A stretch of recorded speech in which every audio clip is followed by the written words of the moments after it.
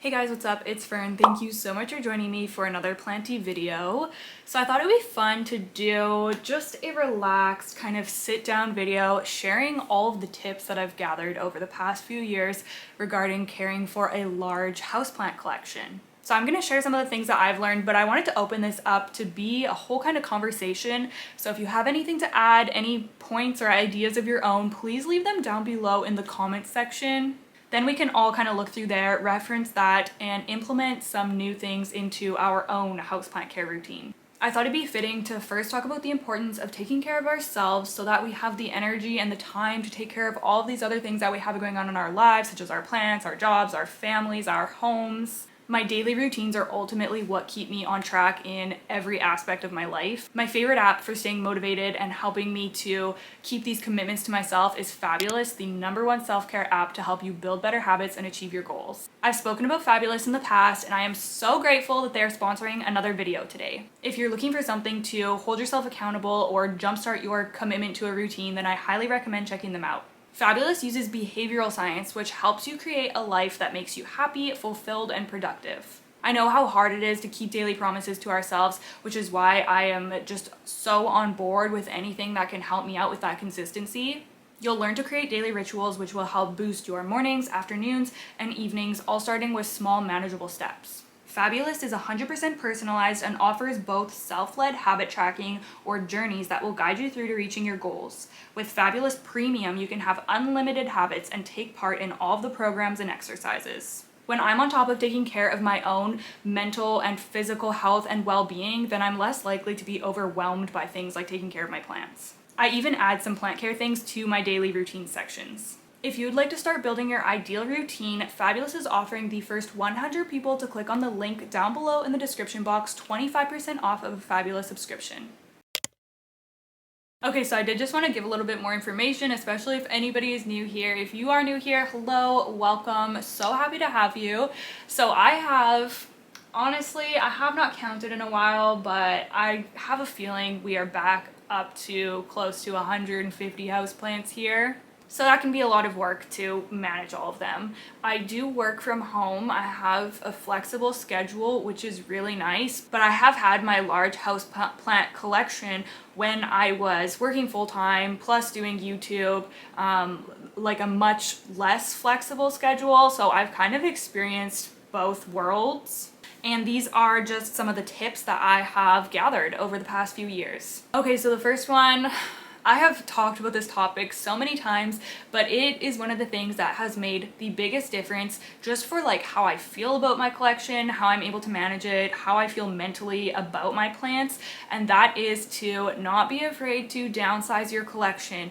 Don't be afraid to part with plants that no longer bring you joy. Honestly, I think that one of the biggest causes of plant care burnout is buying too many plants at once, and then you're just like overwhelmed with all these plants, and keeping plants that you don't really love but you just still have them in your collection. You still have to spend time taking care of them, but you're just not really getting a lot of satisfaction or happiness from them. If you have a lot of plants like this, I really do think that you should consider giving them away or selling them, because it just feels like a weight is lifted, and then you have so much more time and energy to be able to care for the plants that really do bring you joy and that you really do enjoy growing in your home. So I just really wanted to emphasize, do not be afraid to do that, because curating my plants, I'm really walking the line on this one right now. I'm really needing to do another round of just going through all of my plants, especially getting rid of any doubles. I personally don't like having more than one pot of the same plant. I like to either, if I have multiples, I like to pot them all together, or just use the doubles for trades or giving away, selling, whatever it is.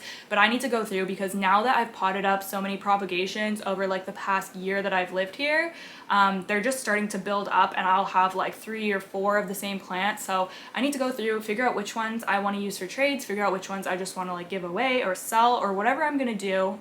And I know that doing that is just going to just make things feel a lot better, a lot more manageable for me. So yeah, that is my first tip for just like being in love with your collection and being inspired and joyful about your plants, and be just keeping your collection at a size you're able to work with. Okay, so for my next tip, this is one I've really been implementing for probably like a couple years now, and I find that this is like the way for me to do things. And of course these tips aren't going to be for everybody, but just like take what you will, take what's going to work for you from this video. But this tip is to water less plants more frequently. That doesn't really make sense.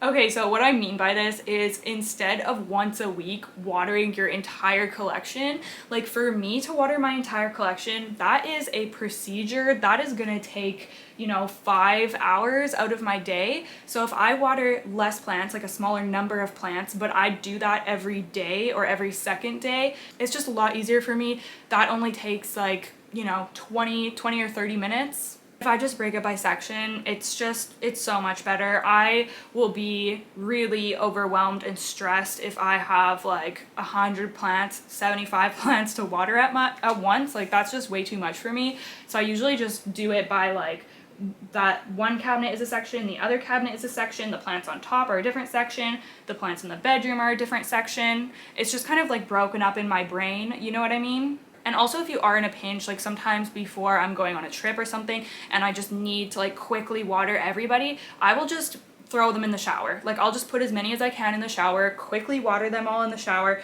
let them drip dry, and then swap them out and just do them in groups like that. It's just so much faster in the shower. You can just really soak a lot of them in a small amount of time. I actually have a whole video of me doing like a speed round of watering before I go away for the weekend. So if you want to see that in action, how I manage that, then I will link that video for you. But yeah, that has been like my go-to watering method, and it's working well for me. Also, going along with watering, I did want to talk about fertilizing since they kind of go hand in hand. I like to fertilize lightly with every watering. It's just a lot easier for me than keeping track of who's been fertilized and when, who's due for fertilizing in what week or whatever. I just find it a lot more simple to just dilute your fertilizer in half of what's recommended on the bottle and just do that with every watering for everyone. That's what I do. That's what I have been doing for like years now, and that's worked well for me. There are exceptions if you have a plant that you know does not need fertilizer, if something is dormant, if you have a carnivorous plant, something that has like specific fertilization requirements, then you can just keep that out. But honestly, like 99% of my plants, I just fertilize lightly with every watering. And then your butt's also kind of covered if you are doing like the emergency mass watering like in the shower of everybody, because it's fine if you skip a fertilization. Like I'll skip the odd fertilization every month or two, but for the most part, everybody gets fertilized all the time. Okay, so I mentioned at the beginning of the videos how much my daily routines kind of impact my whole life basically and allow me to stay on top of things. So I just wanted to add a couple more things onto that. Keeping in my routines, planning ahead and trying to stick to a schedule as much as I can really helps me out a lot. Like that's very beneficial to me staying on top of all of my watering and all of my plant care and everything. Of course, it doesn't always happen, but I do like to plan my days ahead. I do like to kind of keep either just like a mental note or write down if there's like something that needs to be done with a specific plant the next day, then I write that down. I also try to block out time for my watering. Like if I know I have a section or two that need to be watered, then I will put that either in my Google Calendar or my paper planner, just so I know like, okay, I need to allot like 30 minutes or 60 minutes just for watering my plants and doing plant care. I'm just somebody who does a lot better when I'm planning my days out or like time blocking. I just honestly would probably get nothing done if I didn't do that. Even simple things like sticking to making sure I tidy my kitchen every night before I go to sleep, because if I wake up and the kitchen is still a hot mess, like my whole day is just kind of thrown off. And then it kind of affects like my morning routine of making sure my moss poles are moist, and you know how it is. Am I the most organized person when it comes to planning and sticking to a schedule? No, but I do try, and I do think that it helps me stay on top of my plant care. Okay, so I love this next one, and it is to make plant chores fun. Like if there is a specific chore that you are dreading doing, try pairing it with something that you enjoy, something that gives you a little extra motivation, makes it a little bit nicer of an experience. Some plant chores just are not that fun. Like we all have that plant chore that we just hate doing.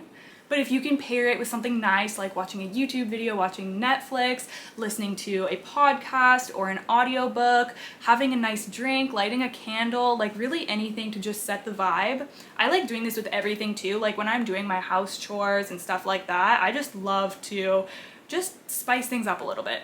All right, the next one is to keep track of as many things as you can. Now, this might not be for everybody because I know not everyone wants their plant collection or plant care to turn into like homework or a chore where you have to like keep track and like write everything. And I know not everybody is that type of person, and I'm not really. I wish I could be more of a like tracker. I wish I could have like spreadsheets for all my plants and be like super organized, but I'm just like not. But I do have a notebook where I try to write down really important things. So for me, that is the dates of when I do pest treatments. So when I had like my thrips outbreak, I would keep track of like which day I treated which plant, so I knew which ones were due, so that I wasn't just like spraying the same plant like 3 days in a row. Stuff like that. And also for my outdoor garden, like dates of when I plant seeds. And I know some people even track things like repotting and propagation and just all kinds of things. And I wish I could be like that. If you are this person, please teach me your ways. I would love to just have like a detailed plant journal, just because I think it would be interesting to track that kind of information. So maybe I will do that in the future. Again, you don't want this to be something that's going to take your enjoyment out of your plant care. Like, a lot of people really enjoy doing stuff like that, but if you don't, then that's fine. But I really do thank myself when I'm wondering something and I have information to look back on and to reference, especially during a pest outbreak. Like I said, it can be really helpful. Speaking of pests, I know that this one is said over and over again, but pest prevention is so important, especially if you have a large collection, especially if you're a new plant parent, because inevitably one day you are going to be hit with a pest outbreak, and it'll be so much better if you are doing some type of pest prevention, or if you are looking over your plants frequently so that you catch it early. So I recommend to, one, check your leaves regularly. Like, even if it's just when you do your watering, like fine, that's good enough. Check the leaf, like look on the back sides, make sure there's nothing funky going on. And number two, I say if you have any like high risk plants, so for me that is my alocasia, my philodendron verrucosum, when I had my ficus elastica. If you have any plant that you're noticing is more prone to pests, or that you've like been told is more prone to pests, those are the ones that I am spraying preventatively. You don't have to do this super frequently, like every few weeks is good enough. Or if you at least like shower it off, you can just spray the leaves off in the shower, and that's better than nothing. Also, if you're really worried about a pest outbreak, you could explore something like beneficial insects. I've never tried them before, but I know that they are a really smart route to go, especially if you have a large plant collection, because treating like 100 plants is not fun. So it's much easier if you want to go a route like that. My next one is to keep a list of plant chores that need to be done. So I like to make a large list for every season, really. So like 4 times a year roughly I will do this, especially for the spring, because that is when I have the most plant chores that need to be done. But I will walk through my collection and just write down in a notebook every chore that I see that needs to be done. So whenever I have an hour or two free, or whenever I'm filming a plant chores video, then I can just go ahead, go through that list, knock a few of those out, or take from that list and create a smaller, more manageable list for what I want to do that particular day. I feel like it's so easy to see something like, oh, this plant needs to be staked, or oh, I need to like cut these leaves off of this plant, or just anything that you need to address. I feel like it's so easy to see that one day and then just completely forget about it, and then weeks go by. So I just like to write these things down. Then there's a much better chance that they will get done. Okay, the last one is kind of more specific, but it could be helpful to somebody, especially if you're wanting to get into trying growing plants in different mediums.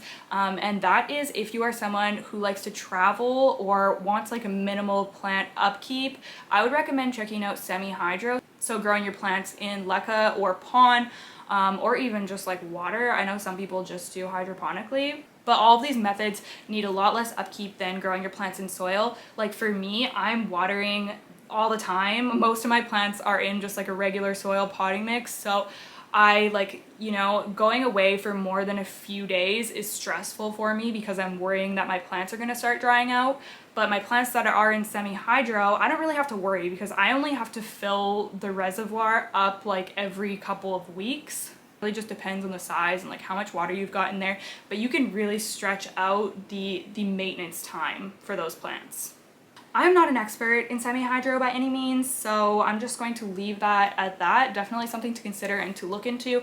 I know some people have switched their collections entirely over to semi-hydro just for that reason of like less maintenance, less watering, and being able to like leave for a week.